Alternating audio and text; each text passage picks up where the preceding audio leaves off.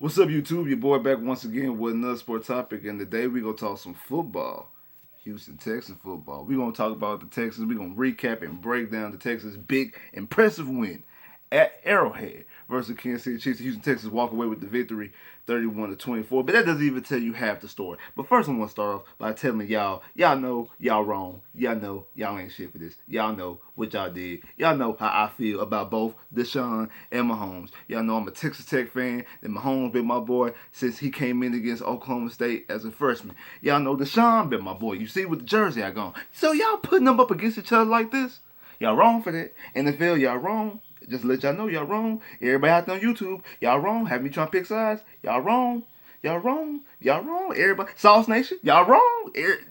Honcho, Wink, Wise, all y'all. Y'all know y'all wrong. Ray, all y'all. Y'all know y'all is wrong for this. But anyway, we're going to talk about this game because we're going to break this down. And man, this is definitely the best win in the Bill O'Brien era. Without a shadow of a doubt, this is the best win that Bill O'Brien has had as a head coach. This was one of the first times since Bill O'Brien's been the head coach that I didn't feel that in the end of a game when we only up by one possession with 4 minutes left, that I didn't feel worried. I had no fears about this game once the Chiefs didn't get the first down. They punted the ball back with 5 minutes to go and the Texans got the ball. I knew the Texans had this game because one, I thought they would at least get some points, but they was able to run out the whole clock altogether. But I thought they would go down there, get a field goal, get an extra point, get a field goal, get a touchdown, something, make it a 2-possession game, and that would have been it. So I was extremely confident in that circumstance. This is one of the first times ever, and I guess this just shows my belief into this offense. My belief into, of course, DeShaun, and just the way the flow that this game was going, because it didn't start off that way. It started off very shaky. It started off, I did predict the Texans to lose earlier this season. We did the schedule breakdown. I did predict the Texans to lose this game against Kansas City, not because of the offense, because I have perfectly faith in this offense. Like I say about the receivers and DeShaun, we're going to get into that in a minute. But the thing that filled me the most was going to be the secondary. It was going to be the back half, and that Kansas City, that Mahomes boy, was going to be able to put up points and yards all game long. He's going to be able to do whatever he wanted to do all game. And it looked like that. Remember, they was up 17-3. They scored a touchdown. We fumble a kickoff, not fumble a kickoff, but Carl's high fumbles, and then they get a field goal. We go back, get a field goal the next drive, and then they go down there once again and score another touchdown. So I'm like, here it goes. It's going to be one, because my prediction was, I think, 41-31 Chiefs. So I got the 31 right on the Texans. It's just the Texans defense played way better than I expect them to play coming into this game. And the person I'm going to have to give props to start this game off, to start this video off, is Bradley Roby. Before he got hurt, Bradley Roby played a heck of a game. One thing, they didn't throw the ball in his direction often. They went away from him. And being a former DB, when they're not throwing to your direction, that means that they are paying you respect. They're paying you respect when they're not throwing in your direction. So when they stop throwing towards you, that means either they're afraid that you're gonna make some plays, or they feel you're gonna make some plays, and they don't want to even test. They don't even want to test in that direction. So just by just by not throwing to his direction, shows the level of respect that they have for him. And then when they did throw into his direction, he made plays. That's one of my things I've been harping the most about Roby. And for the past 2 games, he's made some plays. Because coming into last week, I said that he's been on people like this. This is Roby. This is the receiver. He's been on them like this, but he doesn't make any plays on the ball. He made a play on the ball against Julio last week, and the day he was making plays. Almost had a pick. Should have had a pick. Same thing with Reed. Reed should have 2 picks. Reed should have the pick on the first Tyreek Hill touchdown. There was another one that he caught, but he didn't get his feet and bounce. But the DBs played well for the most part, especially in that situation, because I think that Pat was really off target. That might have something to do with injuries and things like that. But Roby played, before Roby got hurt, Roby played a heck of a game. He was able to make some plays on the balls. And I ain't gonna lie, when I got the notification today that Jonathan Joseph was going to be out, I text one of my coworkers and I said, well, we just won the game. Because not to put everything on Jonathan Joseph, but I just think that the best situation for the Texans as a DBs as of right now is for Lonnie to get his feet wet and just basically be thrown to the wolves and feel his way through the season. And then Roby is our best corner as of right now. Let them guys play. Like they only gonna get better the more they play. The more they play, the more situations at the end, they're only gonna get better. So I felt better about that aspect coming into the game than I did about JoJo. I just think JoJo's time is up. I just think that he benefits more of being just a mentor. I think he should definitely be a DB's coach next year. I hope the Texans, whoever the coach is, no matter if it's Bill O'Brien or a new coaching staff, they bring Jonathan Joseph on as a DB's coach next year. 'Cause I think that's where he's going to be most served and most utilized and most effective in that standpoint, because he does have the knowledge. He just his skills is no longer his skills anymore. But the Texans finally made Patrick Mahomes throw a pick. Gibson got the pick. They tried to call that bull holding call line Johnson on that pick, and luckily they pulled the flag back because it wasn't. One, Kelsey initiated the contact for one, and initiated the contact, and then it was far away from the play, and the ball was already, like they said, the ball was already thrown, so it couldn't have been a hold. It had to be a pass interference, and it wasn't, because he wasn't in the vicinity of the guy getting called on. It was way downfield. I mean, on the I think it was on the lower part. It was more towards the end, more towards the line of scrimmage, while the play was in the end zone. So that's not one of those good flags. Luckily, they picked it up because they botched a flag that they should have got on a pick on Travis Kelsey on that 50-yard play early on in the game. I didn't fault Bill O'Brien for challenging that, because I would have challenged it too, because in this day of age when you can challenge both offensive pass interference and defensive pass interferences, those are the ones that you pull the flag on, because it was clear pass interference. But just like the Lonnie one that they on the last drive of the game, they don't pull these plays back. Like they don't call these plays back. So I think they just need to stop challenging these pass interferences. I mean, the Saints harped and cried about the rule, and they got the rule changed, and it doesn't change anything, because every time I don't think it's ever been converted yet. I think every challenge on any pass interference, offensive, defensive, should have been pass interference or shouldn't have been pass interference. None of them have been overturned. So I just think they just need to stop it. I haven't seen one yet. I don't think there's one. I haven't watched every NFL game played this season, but every one I've watched, I haven't seen one get overturned. So if one has been overturned, y'all comment and let me know, because I don't think one's been overturned yet. Now, I've talked all about this defense. Let's talk about this offense, because there's a lot to unpack with this offense, because DeShaun today, he outdueled Patrick Mahomes, even though he had 2 picks and Patrick Mahomes only had 1. But I mean, he had more effective and a better game. DeShaun was 30 for 42 for 71%, 280 yards, 1 touchdown, 2 picks, with a QB rating of 77.5.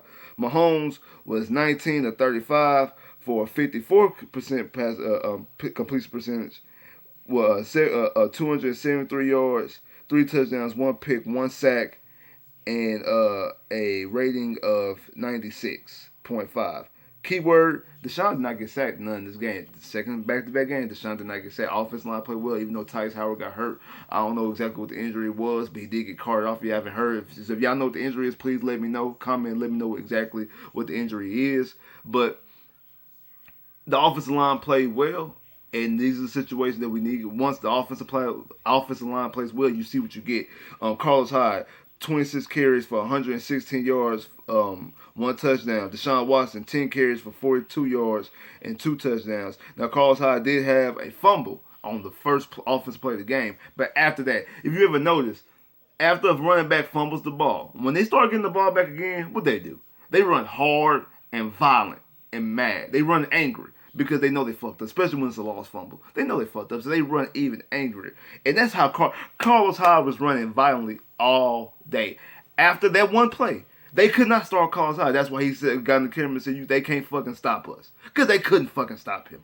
He was running the football. And now the Chiefs' defense, especially their run defense, is suspect. And I said this coming into this game. I was telling people, don't get into a shootout with Kansas City. Yeah, we got Hoppin, Fuller, and all this. We can throw the football. Yes.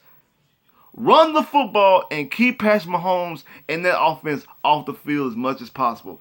And luckily they did. They rushed the ball tremendously today. Even Duke got in some runs with 5 carries for 34 yards. They ran the ball very, very effectively. From the receivers, you had Darren Phelps, who got 7 targets, 6 receptions, 69 yards. Hop with 9 catches for 55 yards. Fuller for 5 catches for 44 yards. Akins 3 catches for 39. Kiki 4 catches for 39. Duke 2 catches for 20 yards and a touchdown. Now let's get to the two guys, Hop and Fuller. Hop, every catch Hop made was a crucial catch. Hop made every third down conversions, fourth down conversions, 2-point conversions. He made every time we needed a crucial play, you went to Hop. Hop sealed the game with the fourth down conversion. Hop sealed the game with the 2-point conversion. Hop sealed, continued drives going on with third down conversions. Hop came up exactly how a number one receiver is supposed to come up. He didn't have to go out there and get 200 yards or 150 yards and this, that, and other. He didn't have to do that today. He got you the tough yards that you need, the tough catches that you needed. He did exactly what his job is there to do. Now, Fuller had a big game last week. 14 catches, 3 touchdowns, 217 yards, just a career day all around. And then today, his rookie year brought him back up. I did a video on Soft Sports. Shout out to everybody out there in Soft Sports, talking about how Fuller's been forgot about. And then today was the day why I say that he's one of the most guys who gets the most criticism on the team. And today is the reason why he does get the criticism. Like I said, some of it is justified with the catches, with the drop catches rather. It was he dropped 3 catches that could have been potential touchdowns. I fault him for 2. I fault him for the first one, and I fault him for the last one. Those 2 are both inexcusable. You have to make those plays. The one in the middle, the deep one, the one that probably would look the best, the real deep shot, I don't really fault him for that because he was in a wrong position he was looking this way and had to turn around so he had to adjust on the fly. That one was he was just a victim of circumstances. That definitely wasn't DeShaun's fault because DeShaun was throwing dimes all over the field today. DeShaun looked better as a thrower today than Patrick Mahomes did. DeShaun was throwing the ball laser precision, perfect placed balls everywhere. Fuller just dropped them. Hop dropped almost a touchdown there. So DeShaun was throwing perfect bullets everywhere. He was laying them down. Fuller wasn't catching them. And that's why they had to start doing those quick underneath stuff to get him in the rhythm because he needed something to build his confidence because it started getting in between the ears. Especially on the last one. Because the last one, that one was the worst one because it was right there. You had to catch it. You walk it to the end zone. Then the next play, DeShaun throws the second touchdown, the second interception of the game. And that interception is actually Hop's fault. It's not DeShaun's fault. The reason why, because Hop never played the ball. It was one of those 50-50 balls. And I know you can say, oh, you're not supposed to throw in the double coverage. Exactly, you're not. But the type of offense that we run, same thing with Clemson. This is part of the Clemson offense. This is something we've been doing since Hop got here because Clemson does a lot of 50-50 balls. DeShaun's a Clemson product. Hop is a Clemson product. So this is something that they do a lot. So it was a 50-50 ball. Hop has to play the ball.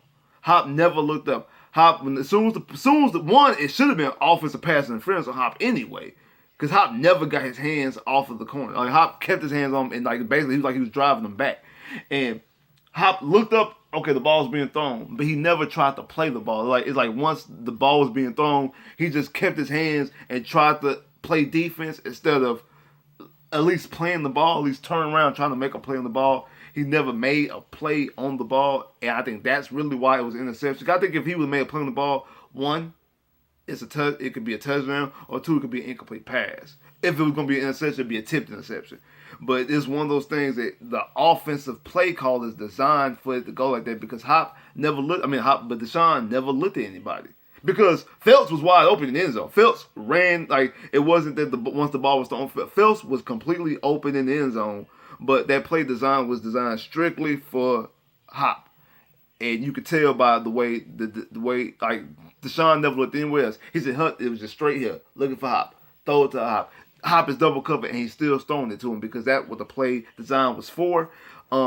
Probably just a bad play design or a bad play decision. I understand it's Hop in the end zone. You want to get the ball to your best player. But that was more so Hop not playing the ball while that was a pick, more so than DeShaun just having a bad throw.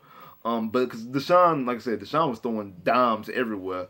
I'm trying to think, did he have any bad throws today? I don't think he had any throws that were bad. I think all his throws was spot on. Like I said, they protected him. That's what happens when you protect number four. He's able to throw dimes all over the place. Now, something's going to go under the radar. Something's going to be unnoticed. How crucial this game is. Because now the Texans not 4-2. The Chiefs are 4-2.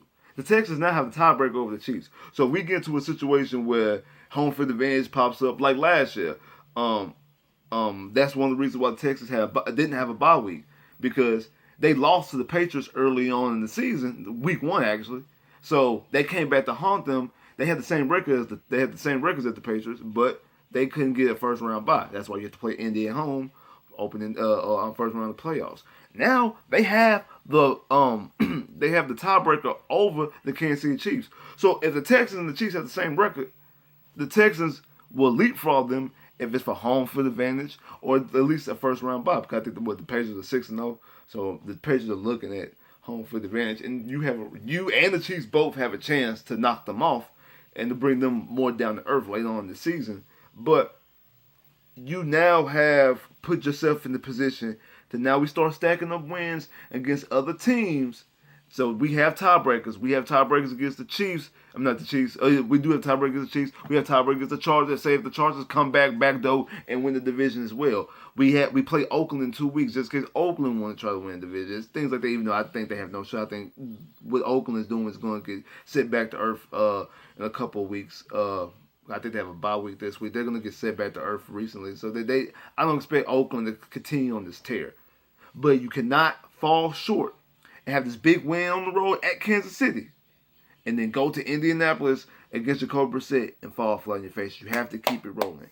Those are the losses that you cannot afford to get those losses. You have to not handle business versus the Indianapolis Colts, who just beat this team at home as well. They out physical. You didn't out physical. You kind of played the same type of football that the Chiefs play.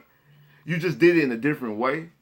You didn't, like last week, the Colts just out physical the Chiefs. You didn't out physical the Chiefs. You played your brand of football. You sprinkled in some of the physicality that the Chiefs can't the Chiefs can't answer. But you didn't just straight out physical and grind the way the Colts did. See how the Colts only held them to 13 points. You still allowed them to get 24 points in today's game. You still allowed them able to make some plays. But also, you didn't get your shots because you left 2 touchdowns on the board. The Will Fuller's first touchdown and Will Fuller's second touchdown, because the one in the middle, the Texans still end up scoring a touchdown on that drive, so it didn't matter. But you left 2 touchdowns on the board, not to mention your kicker, because I can't go without talking about this dude here. Kami, I was defending you, bro, coming into the season. I really was. I mean, you was special teams player of the month last year for the month of December. I'm like, you know what? Kai Fairbairn, cool. You've missed 4 extra points this season. 6 games. You've missed 4 extra points. So you've missed extra points in 4 separate games. Not to mention the field goals you missed. Not to mention the field goal you missed today. They would never let the lead go. The Texans should have never trailed in the second half. Once the Texans got the lead, the Texans should have never trailed. But you missed a field goal and trailed.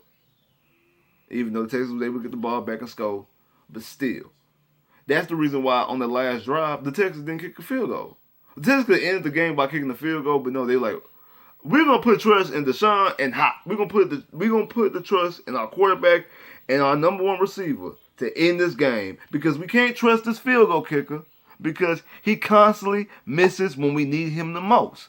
So we gotta find some new kicker. That's just plain and simple. Houston, we have a problem. The problem is the field goal kicker. If it ain't offensive line, it's the secondary. If it ain't the secondary, it's the coach. If it ain't the coach, now it's the damn kicker. Like, damn. We can't fix no problem. It's always gotta be a problem, man. It always has to be a problem. We have to fix the kicker. I don't know. You bring somebody in. It's not a bye week. I'm pretty sure by the time our bye week hits, we're gonna bring somebody else in. So what we have away against the Colts, home against the Raiders, and then we go to London to play Jacksonville. So we have 3 more weeks until we get our bye week. So basically, I think that we're going to bring a kicker in somewhere in between that time, and a competition will ensue during the bye week. But you got to have something, because you cannot continue this going on, because That's the reason why we have to go for a 2-point conversion, because you missed the extra point. And eventually, it's going to be a game like the Saints game where the extra point is at the end of a game and you miss it and cost us a game or cost us going to overtime or something like that because you miss an extra point.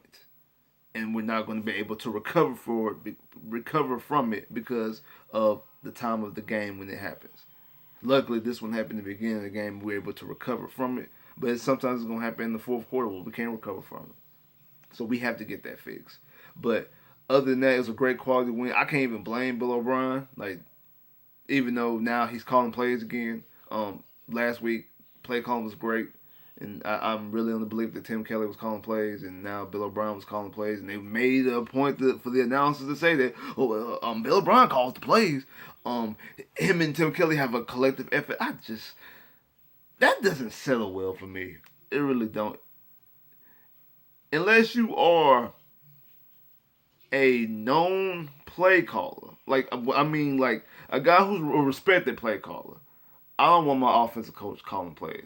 I want that going to the offensive coordinator, unless for two things: it's a young guy that you put in the offensive coordinator and you're not sure yet, or you a quality, well-respected play caller as a head coach. And I know Tim Kelly, this is his first year being the offensive coordinator, but he said that he's been with Tim. He says that Tim Kelly's been with him ever since Penn State. So it's not a guy like, I mean a young guy. I mean, like, for instance, T.J. Yates. They made T.J. Yates the offensive coordinator now. I can see why they wouldn't let T.J. Yates call plays, because he just became a coach this year. That I will understand. But a guy who's been in his coaching staff since Penn State, so what? This is 6th year in Houston. He was at Penn State for 2 years, so that's 8 years. So he's a guy who's been with him almost a whole decade as being under his wing in his coaching staff. He should be able to call plays if you trust him. And if you don't trust him, why you make him your offensive coordinator? So I don't like this whole. I don't like that whole stemming, and that's something that I think is going to eventually hold this offense back. But other than that, I can't complain about the win. It was a great win for the Texans, able to beat a quality opponent and put us in the conversation and put us in the forefront. Because now we're 4-2.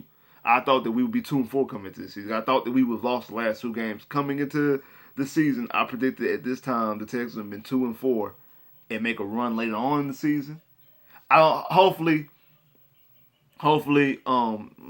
we don't get too hot and boom too soon, and then tail off towards the end of the season when it matters the most. But overall, it's a great win, and hopefully this team can continue to keep it going. Like I said, we can't fall short versus Indy and versus Jacksonville and versus Oakland. We can't win these big games and then fall short against these little games. We'll be against these teams that we definitely should win. So we gotta come on and get these wins, get these dubs. Like, share, subscribe if you haven't. Comment below if you haven't. Click that bell, get more videos. I holla.